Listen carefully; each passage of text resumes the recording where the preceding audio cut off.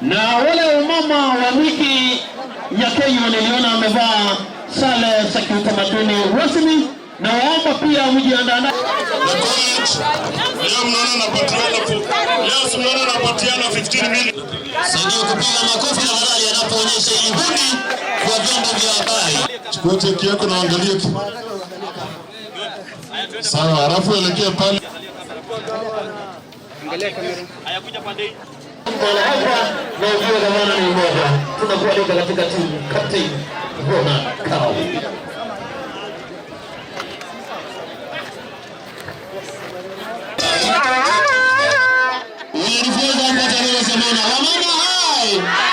Mtaniruhusu niende niwe governor ama mnakataa? Mnaniruhusu? Wacha nione na mkono wale wanataka niende pale juu kwa governor. Unajua niliambiwa, wazazi wengine wakasema, Karauri ukitoka kuwa hapa Kasarani watoto wetu wataenda wapi? Mimi nataka niwaambie, hata nikiwa pale kwa governor, foundation yangu itaendelea na kazi. Watoto wetu lazima wataendelea kusoma. Kwa hivyo leo sitaki kuwaweka sana kwa sababu hii shughuli inachukuanga muda. Na pia nyinyi mmekuja hapa kuchukua hizo basari watoto wetu wasome. Sitaki kuwaweka sana, hata nimesema watu wengi wasikuje kuongea hapa.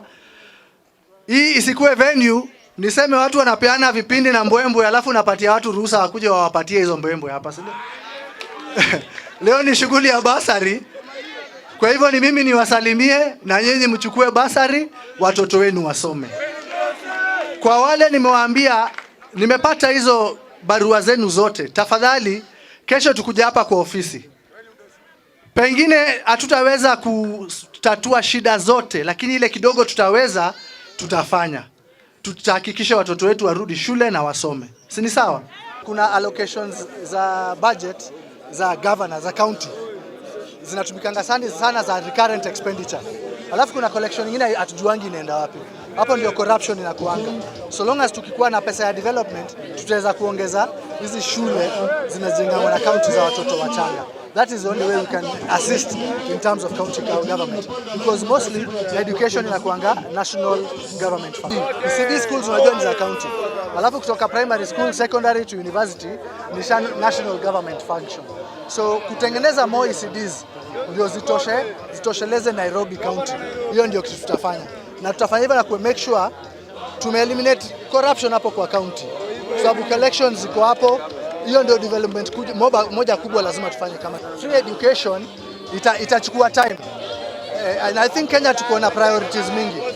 Tuli inherit debt kubwa sana. Unaonanga almost 80% of the money that is collected, hata tax revenue yetu inaendanga kulipa madeni.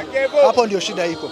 So tukieliminate hiyo deni tuendelee mbele, tutaweza ku subsidize learning kwa watoto wetu. Kuna shida kubwa sana za school fees tuko nayo Kenya. Kasarani hawatosheki kabisa. Basari haitoshi kabisa. Mambo kubwa nafanya tu kutoka kwa mfuko yangu.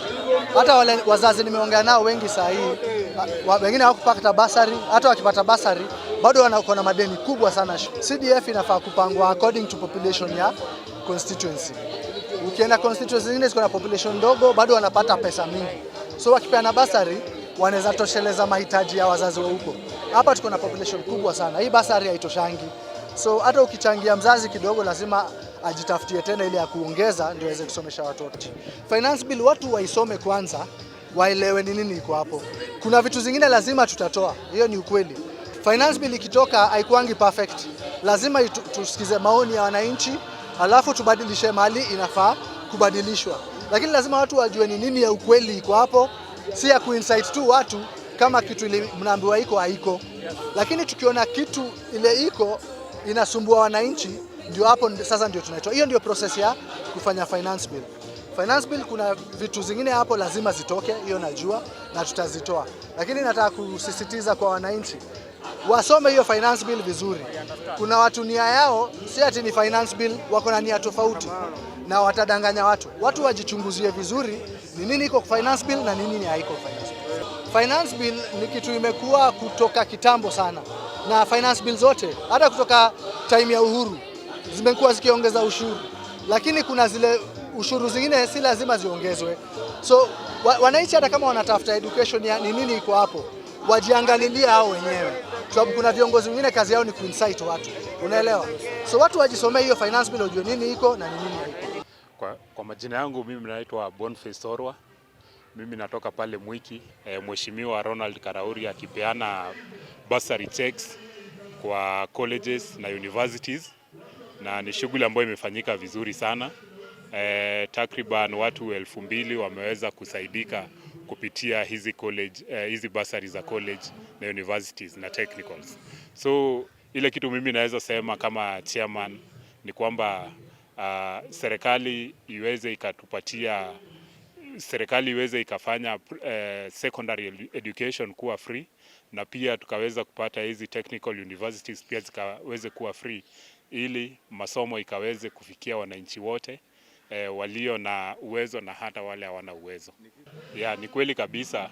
Tumeona kwamba kuna zile presidential bursaries, kuna bursaries ambazo zinapeanwa na governors, kuna bursaries ambazo pia zinapeanwa na women rep, na vile MPs pia wanapeana bursaries. So mimi maombi yangu pia ingekuwa ni kwamba kama hii bursary yote ingeweza kujumuishwa pamoja na ipelekwe kwa Ministry of Education, ingekuwa ni vizuri sana kuliko watu wakaweza kuwa nahangaika na kupanga line kuapply bursaries.